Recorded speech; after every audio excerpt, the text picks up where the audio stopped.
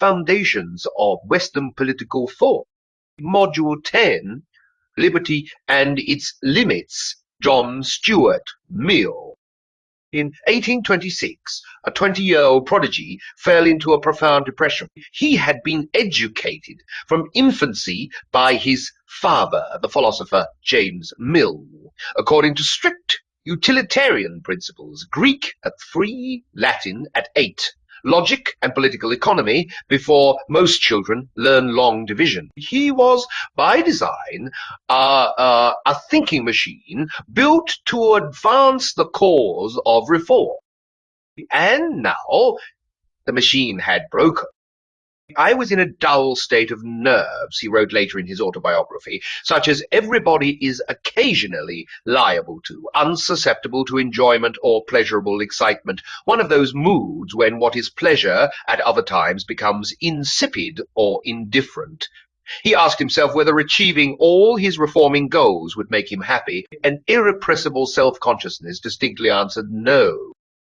The crisis lasted months. What saved him, he believed, was poetry, Wordsworth especially. The cultivation of feeling, the life of the emotions, the parts of human nature his education had neglected.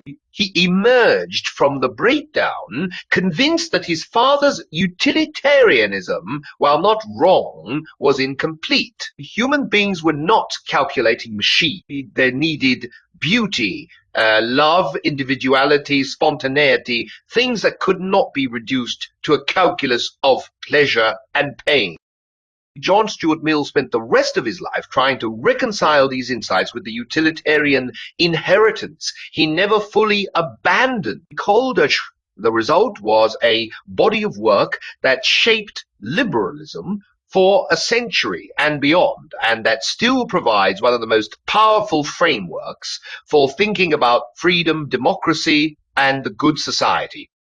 But to understand Mill, we must first understand the man whose shadow he lived under, Jeremy Bentham, the founder of utilitarianism, and one of the strangest figures in the history of philosophy. We begin with Bentham, the felicific calculus, the panopticon, the relentless logic of the greatest happiness for the greatest number, then Mill's revision, the distinction between higher and lower pleasures, the insistence that it is better to be Socrates dissatisfied than a pig satisfied, on liberty and the harm principle. Still the most powerful framework we have for thinking about where freedom ends and legitimate restriction begins. Mill on democracy, on the tyranny of the majority, on the subjection of women, his qualified sympathy with socialism, his faith in rational discussion, his attempt to reconcile liberty with equality. By the end, you will see why Mill's liberalism became the template and where its limits lie. Bentham, the great reformer. Jeremy Bentham was born in London in 1748, a child prodigy who entered Oxford at 12 and was called to the bar at 18. He never practiced law. Instead, he spent his long life. He died in 1832, aged 84. Writing obsessively about how law and society should be reformed. His output was staggering. Tens of thousands of manuscript pages, most unpublished in his lifetime, on topics ranging from prison design to constitutional law to the proper way to draft legislation. He was eccentric to the point of oddity. He named his walking stick Dapple and his teapot Dicky, kept a pet pig, and arranged for his body to be preserved and displayed after death. His auto icon still sits in a cabinet at University College London.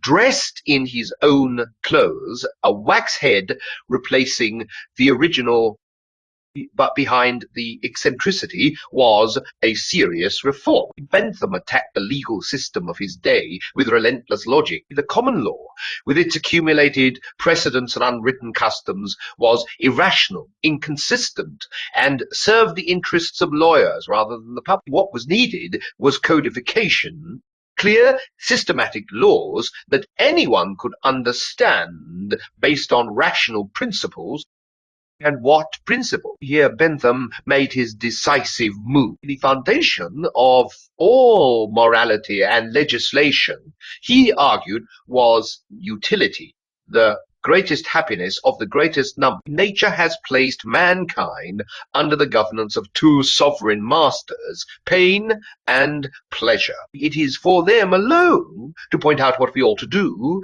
as well as to determine what we shall do.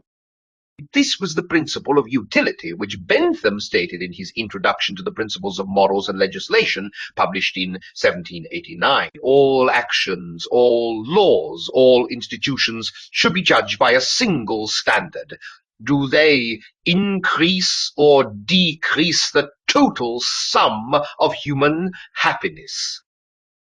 Bentham developed what he called a philosophic calculus, a method for measuring pleasures and pains. Consider their intensity, duration, certainty, propinquity, how soon they occur, fecundity, whether they lead to further pleasures, purity, whether they are mixed with pains, and extent, how many people are affected. Add up the pleasures, subtract the pains, and you have a rational basis for decision. The calculus seems absurd in its ambition, as if we could really quantify joy and suffering on a single scale. But the underlying idea was revolution. It swept away appeals to tradition, to natural law, to divine command, to the accumulated wisdom of ages. What mattered was consequences measured in human welfare. If a practice caused more pain than pleasure, it should be abolished, however ancient its pedigree. The Panopticon and Australia. Bentham's most famous or infamous project was the Panopticon, a design for a new kind of prison. The building would be circular, with cells arranged around the perimeter, all visible from a central inspection tower. The inspector could see into every cell, but the prisoners could not see the inspector. They would never know when they were being watched. Morals reformed, health preserved, industry invigorated, instruction diffused, public burthens lightened, all by a simple idea in architecture. The genius, Bentham thought, was that prisoners would internalize the surveillance. Knowing they might be observed at any moment, they would behave as if they were always observed. The architecture would produce discipline without constant enforcement. The Panopticon was never built in Britain, despite Bentham's decades of lobbying, but its influence was enormous. The philosopher, Michel Foucault, in Discipline and Punish, 1975, made the Panopticon a symbol of modern power, the way surveillance shapes behavior, the way we become our own jailers. And there is an Australian connection. When Britain needed a solution for its overflowing prisons, transportation to the colonies became the answer. The early Australian settlements were, in effect, vast open-air prisons. Bentham opposed transportation. He thought it was less efficient than his Panopticon, less reformative, less subject to rational control. But his ideas about prison design, about surveillance, about the reform of criminals through controlled environments, influenced the architecture and administration of colonial institutions. More broadly, the Australian colonies were established during the period when Benthamite ideas about law reform were ascendant. The simplification of legal codes, the emphasis on rational administration, the utilitarian approach to policy, these shaped colonial governance in ways that distinguished Australia from the mother country with its accumulated common law tradition. When Australians today find their legal system somewhat more codified, somewhat more statute-based than Britain's, they are living with Bentham's legacy. The limits of Bentham. Bentham's influence was vast, but so were his blind spots. The philosophic calculus assumes that all pleasures are commensurable, that they can be measured on a single scale and compared. But is the pleasure of reading poetry really comparable to the pleasure of eating? Is the satisfaction of justice the same kind of thing as the satisfaction of desire? Bentham's answer was yes. Quantity of pleasure being equal, pushpin is as good as poetry. This flattening of qualitative distinctions would trouble later utilitarians, Mill most of all. The focus on consequences ignores questions of rights and justice. If torturing one innocent person would produce a net increase in happiness, perhaps by satisfying a mob or extracting information that saves many lives, Bentham's calculus seems to permit it. He would say that such cases are rare and that utility generally supports rules against torture. But the theoretical permission remains troubling, and the panopticon vision, for all its reforming intent, is chilling. A society designed for maximum surveillance, where behavior is controlled through the internalization of the watching eye. This is not, obviously, a society of free people. Bentham wanted to reform criminals, but the logic of the panopticon extends beyond prisons. Schools, factories, hospitals, any institution could be redesigned on panopticon principle. The total administered society is implicit in Bentham's thought. It was Mill's task to preserve what was valuable in Bentham while correcting what was crude or dangerous. To this we now turn. The education of a philosopher. Mill was born in London in 1806, the eldest son of James Mill, historian, economist, and leading disciple of Jeremy Bentham. The education his father imposed was legendary and, by any normal standard, abusive. By his own account, Mill began Greek at 3. By 8, he had read the whole of Herodotus, 6 dialogues of Plato, and substantial portions of other Greek authors. Latin began at 8, along with geometry and algebra. At 12, he studied logic, Aristotle's Organon, Hobbes's Computatio Sive Logica. At 13, political economy, Adam Smith Ricardo, his father's own work. There were no holidays. There was no play with other children. There was only study, discussion with his father on their daily walks, and the relentless cultivation of intellectual power. I never was a boy, Mill wrote. He never played at cricket. It is better to let nature have her own way. The breakdown at 20 was, in retrospect, inevitable, but so was the recovery. Mill was too intelligent, too curious, too alive to remain a mere disciple. He absorbed influences. His father would have despised the Romantic poets, the French socialists, Saint Simon and Comte, the German idealists. He fell in love with Harriet Taylor, a married woman, and maintained a close intellectual partnership with her for 20 years before they could marry after her husband's death. Harriet's influence on Mill remains debated. Mill himself credited her with co-authoring many of his works and regarded her as his intellectual superior. Scholars have been more skeptical. What is clear is that she pushed him toward more radical positions on women's rights and toward greater sympathy with socialism than he might otherwise have reached. Mill worked for the East India Company for 35 years, rising to chief examiner, a senior administrative position overseeing British rule in India. When the company was dissolved, after the Indian Rebellion of 1857, he retired on a pension and devoted himself to writing and, briefly, to politics. He served as Member of Parliament for Westminster from 1865 to 1868, advocating for women's suffrage, Irish land reform, and the rights of working people. He died in Avignon in 1873, where he had lived to be near the grave of Harriet, who had died there in 1858. The logic of inquiry. Before turning to Mill's political philosophy, we should note his contribution to the philosophy of science and method. A System of Logic, published in 1843, was one of the most influential works of the 19th century, a comprehensive account of reasoning, evidence, and scientific inquiry. Mill rejected the view that all knowledge comes from pure reason, from self-evident first principles that can be known without experience. He was an empiricist. All knowledge, including mathematical and logical knowledge, ultimately derives from experience.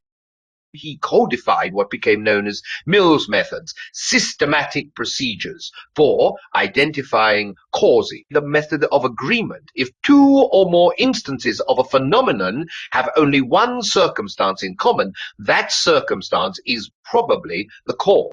The method of difference. If a case where the phenomenon occurs and a case where it does not differ in only one circumstance, that circumstance is probably the cause. The method of concomitant variation.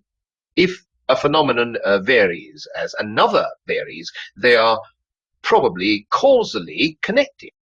These methods remain foundational for experimental reasoning. They underlie the logic of controlled experiments, epidemiological studies, and social scientific research. When researchers construct treatment and control groups, when they look for correlations and try to rule out confounding variables, they are using reasoning Mill systemata. The broader significance is this. Mill believed that human affairs, society, politics, economics, psychology could be studied scientifically, not with the precision of physics, but with the same general methods of observation, hypothesis, and testing. This was not unique to Mill, but he articulated it with unmatched thoroughness.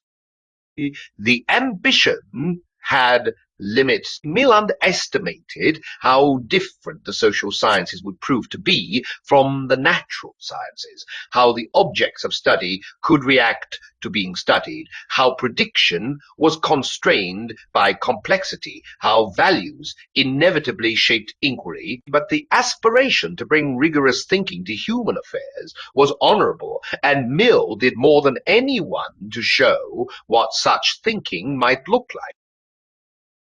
Utilitarianism revised.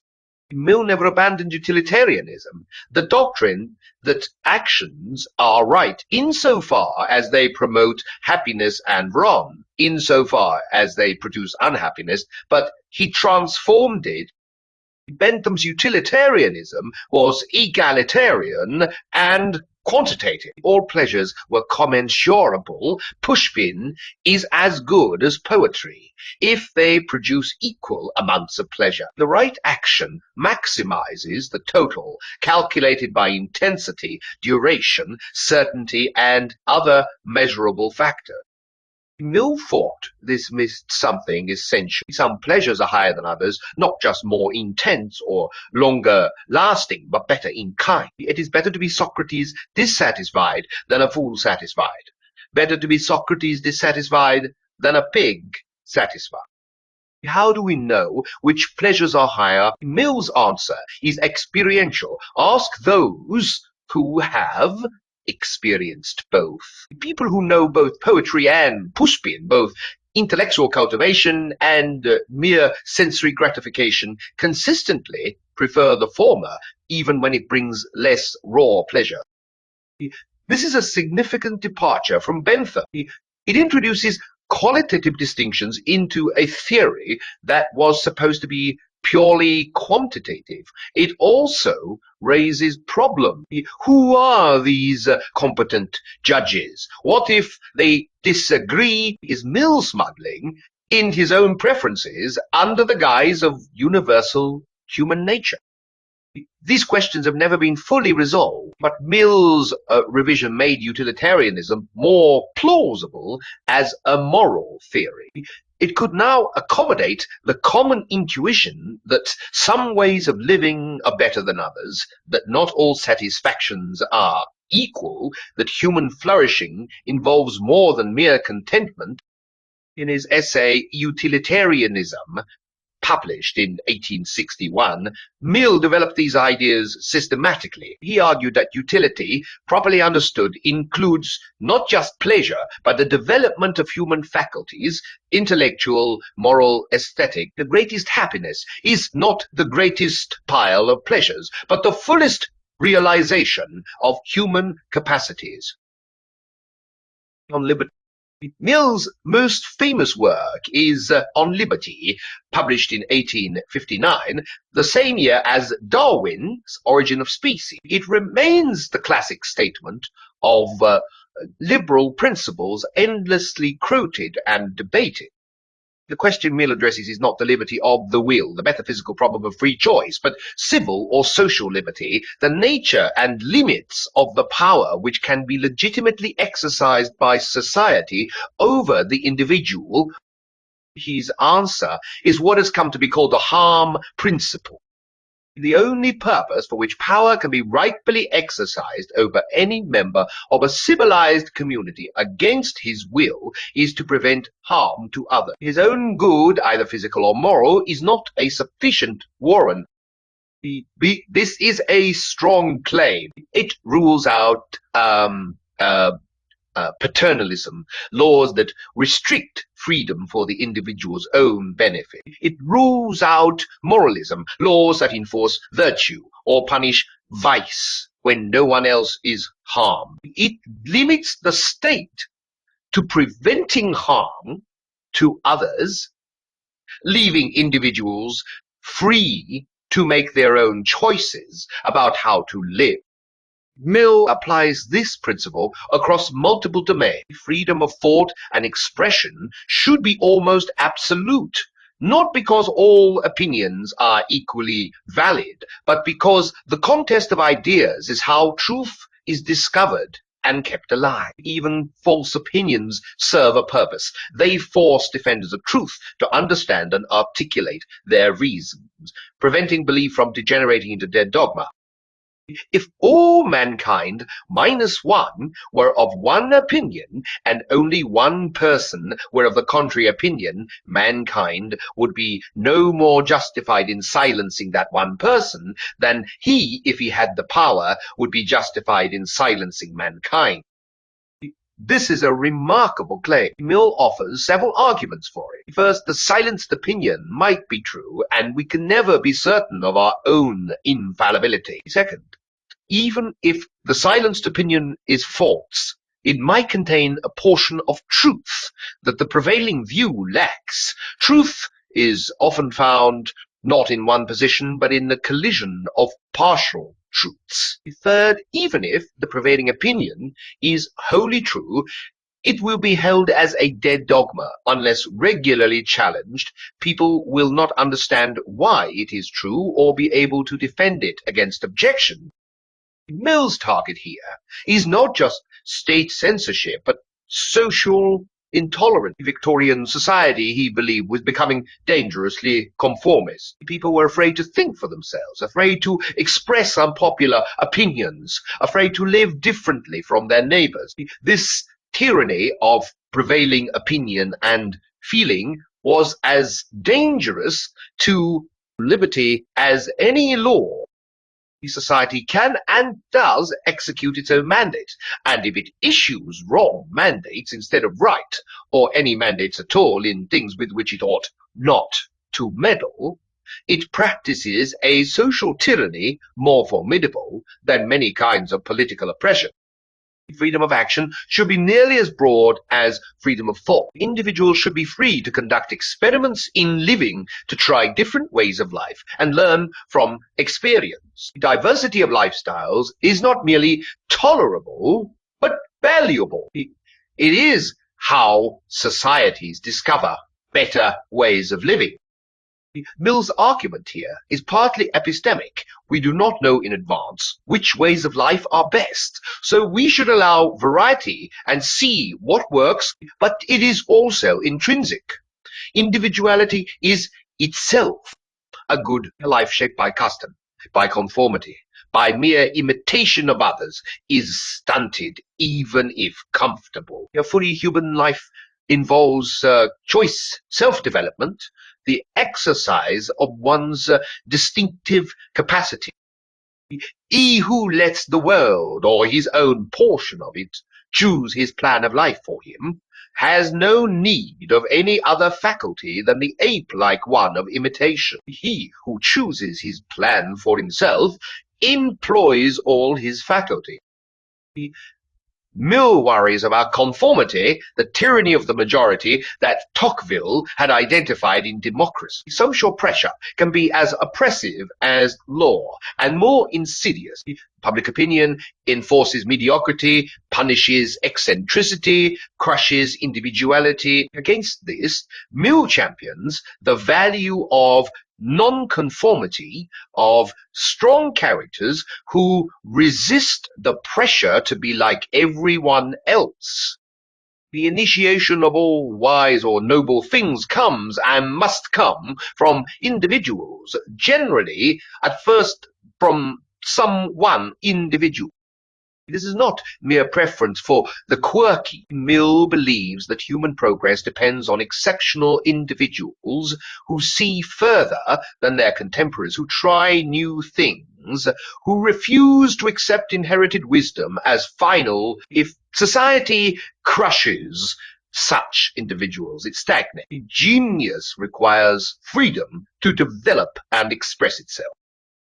There is an elitist strand here that sits uneasily with Mill's democratic commitment. He values the exceptional more than the ordinary, the pioneer more than the follower, but he would say that even ordinary individuals benefit from freedom.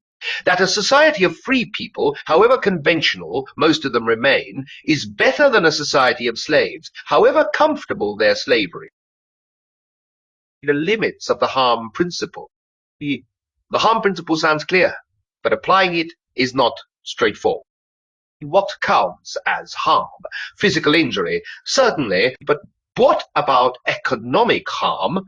Competition that drives a rival out of business. Mill thought this was acceptable. It is the price of economic freedom. What about emotional harm? Speech that wounds feelings, insults, dignity, causes psychological distress. Mill was generally skeptical that this justified restriction. What about moral harm? Exposure to ideas or practices that corrupt character.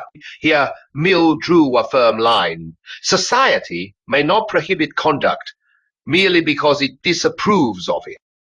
Consider some concrete cases. Should drugs be prohibited? Mill's principle suggests not if the user is an adult and the harm is primarily to themselves. But drug use might affect families, employers, and wider community. It might create addicts who become a burden on others. How do we weigh these indirect harms against liberty?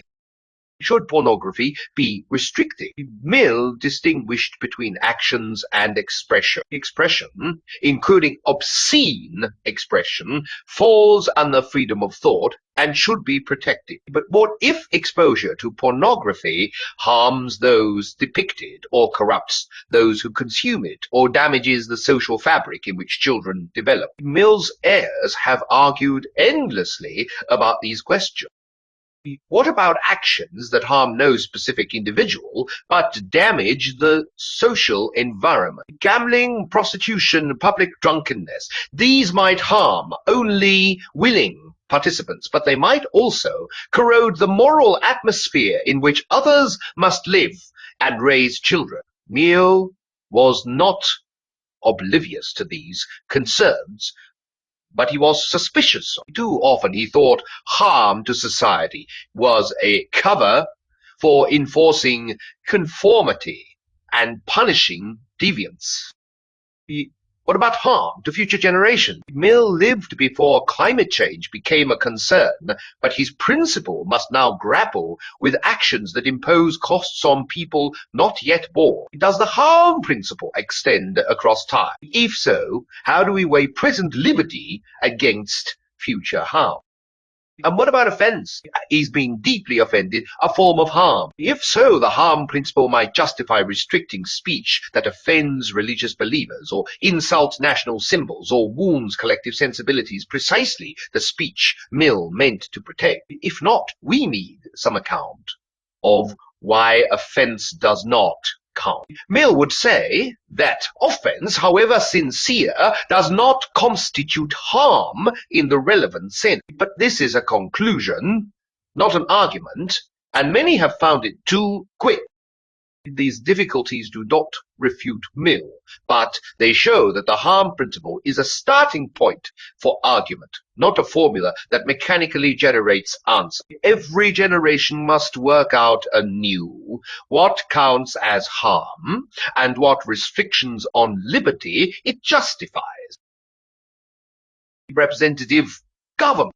Mill was not only a philosopher of liberty, but a theorist of democracy. His Considerations on Representative Government, published in 1861, addresses how democratic institutions should be designed.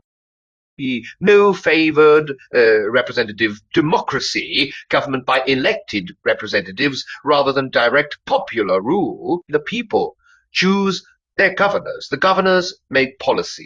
This allows for deliberation, expertise, and the refinement of popular opinion through legislative debate.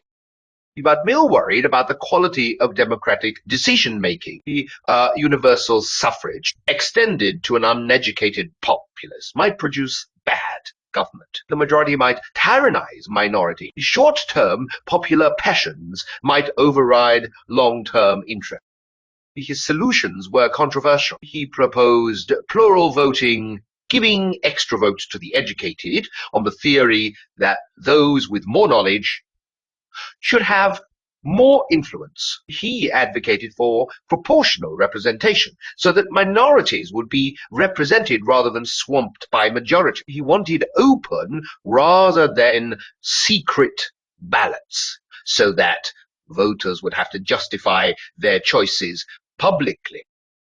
Some of these proposals seem anti-democratic by contemporary standards. Plural voting especially strikes modern ears as elitist. But Mill's underlying concern remains relevant. How do we design institutions that harness the legitimacy of popular consent while preventing majorities from oppressing minorities or making foolish decisions? Mill also championed participation as an end in itself. Democracy, he argued, educates citizens. By participating in collective decisions, people develop their faculties, enlarge their sympathies, learn to consider the common good. A society of passive subjects, however well governed, is inferior to a society of active citizens. This tension between the instrumental case for democracy, it produces good decisions, and the intrinsic case, it develops human capacities, runs through Mill's work and through democratic theory ever since. The subjection of women. In 1869, Mill published The Subjection of Women, one of the earliest systematic arguments for women equality. The work was scandalous in its time and remains remarkably radical in some respects. Mill argued that the subordination of women to men was a relic of primitive force, not a reflection of natural difference. It persisted because it had always existed, because men benefited from it, and because women were trained from infancy to accept it. What is now called the nature of women is an eminently artificial thing, the result of forced repression in some directions, unnatural stimulation in others. We cannot know what women are capable of, Mill argued, until we give them equal opportunities and see what they achieve. The experiment has never been tried. To claim that women are naturally inferior is to mistake the effects of oppression for the limits of nature. Mill called for equal legal rights to own property, to sue and be sued, to vote and hold office. He called for equal access to education and employment. He analyzed marriage as it then existed as a form of legal slavery in which the wife's person, property, and children belonged to her husband. The arguments anticipate later feminist thought, though Mill stopped short of some conclusions his premises might support. He assumed that most women would choose marriage and motherhood, and that these roles were compatible with legal equality. Whether the sexual division of labor itself was oppressive, a question later feminists would raise, Mill did not directly address. The Subjection of Women was written in collaboration with Harriet Taylor, though published after her death. Mill credited her with the core insights and considered the work as much hers as his. Mill and socialism. Late in life, Mill moved toward qualified sympathy with socialism, though never to the revolutionary socialism of Marx. In his chapters on socialism, published posthumously, Mill distinguished between socialism as a criticism of existing society and socialism as a program for replacing it. His criticism he found much to agree with. Capitalism produced inequality, insecurity, and degradation for the working class. Competition was often wasteful. The distribution of rewards bore little relation to effort or merit. But as a program, socialism raised serious problems. Central planning could not match the efficiency of markets in coordinating complex economy. The abolition of private property would remove incentives for innovation and effort. And the concentration of economic power in the state created dangers for liberty that Mill, with his concern for individual freedom, could not ignore. Mill's preferred solution was a reformed capitalism, one with worker cooperatives, profit sharing, strong labor rights, and progressive taxation. He wanted to preserve the dynamism of markets while redistributing their fruits more fairly. This was not socialism, but it was not laissez-faire either. This position, liberal in its commitment to individual rights and market mechanisms, progressive in its concern for equality and working conditions, would become the mainstream of reformist politics in the century after Mill's death. The welfare state, social democracy, the New Deal, these are Mill's children, even when they do not acknowledge the parentage. What Mill got? Mill offered something Marx could not, a defense of liberty that took seriously the problems Marx identified. He understood that freedom of thought and expression are not luxuries, but necessities, the means by which societies discover truth, correct errors, and adapt to changing circumstances.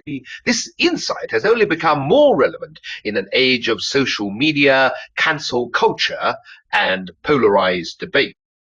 He understood that democracy requires more than majority rule, that minorities need protection, that participation has value beyond its outcomes, that the design of institutions matters.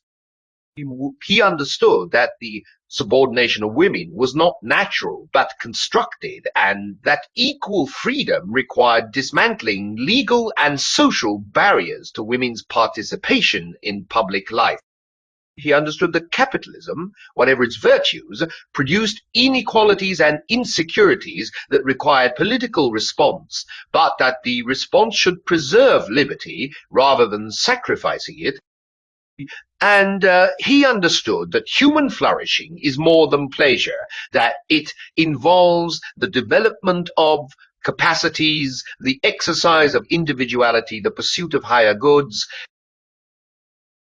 What Mill got wrong But Mill was also a Victorian optimist, and some of his optimism has not aged well.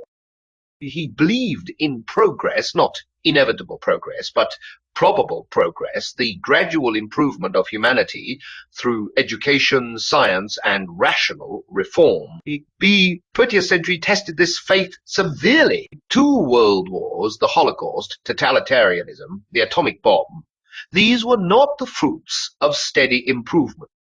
His faith in rational discussion assumed that people would respond to arguments, that truth would prevail in a fair contest of ideas. But we have learned how resistant people are to evidence that challenges their beliefs, how easily public discourse can be manipulated, how the marketplace of ideas can be flooded with misinformation. His harm principle, for all its power, does not resolve the hard cases. What counts as harm, who decides? Mill's confident distinction between self-regarding and other-regarding actions breaks down under pressure. Almost every action has some effect on others. The question is, which effects are serious enough to justify restriction? His views on what he called backward societies are worth noting. Peoples not yet capable of self-government might legitimately be governed by more advanced nations for their own improvement, a position he held while working for the East India Company for 35 years. Whether this is benevolent paternalism or something worse depends on your view of whether some societies genuinely are more advanced than others, and whether intervention helps or harms. Mill thought the answers were yes and yes. Many today disagree. The argument continues, and his hope that socialism and liberalism could be reconciled, that worker cooperatives and market competition could coexist, that equality and liberty could be mutually reinforcing, remains a hope more than an achievement. The tension between them has not been resolved. Mill's legacy. Despite these limitations, Mill's influence has been enormous. On liberty became a sacred text for liberals, endlessly quoted, endlessly debated, a touchstone for arguments about freedom and its limit. Every subsequent debate about censorship, free speech, toleration, and individual rights takes place in territory Mill map. His revision of utilitarianism made the theory intellectually respectable in ways Bentham's cruder version was not. The distinction between higher and lower pleasures, the emphasis on the development of human faculties, the insistence that quality matters as well as quantity, these enabled utilitarian thinking to address moral complexities that Bentham's calculus could not capture. His work on scientific method, less read today than his political philosophy, shaped how generations thought about evidence, causation, and reasoning. The social sciences, whatever their methodological quarrels, operate on assumptions Mill did much to establish. His argument for women's equality was ahead of its time and became more influential as the time caught up. First wave feminism drew heavily on Mill. The argument that we cannot know what women are capable of until we remove the barriers remains relevant wherever such barriers persist. And his attempt to reconcile liberty with equality, to be both a liberal and a democrat, committed both to individual rights and to social reform, established the template for left-liberal politics in the English-speaking world. The Labour Party in Britain, the Democrats in America, the social democratic parties of Europe, all are in different ways. Mill's heirs, whether this reconciliation is stable, is another question. The tension between liberty and equality, between individual rights and collective welfare, between the freedom to succeed and the protection from failure. These tensions remain unresolved. Mill tried to hold them together. His successors have often found them pulling apart. How to recognize Mill today? When someone argues that free speech must be protected even for views we find abhorrent, because truth emerges from the contest of ideas and suppression drives error underground, that is Mill's argument from On Liberty. When someone distinguishes between actions that harm only the actor and actions that harm others, using this to argue against paternalistic laws, that is the harm principle. When someone worries about the tyranny of public opinion, about social conformity crushing individuality, about the pressure to fit in silencing dissent, they are echoing Mill's concerns. When someone argues that democracy is valuable not just for the decisions it produces, but for the citizens it develops, that participation itself is a good, they are in Mill's territory.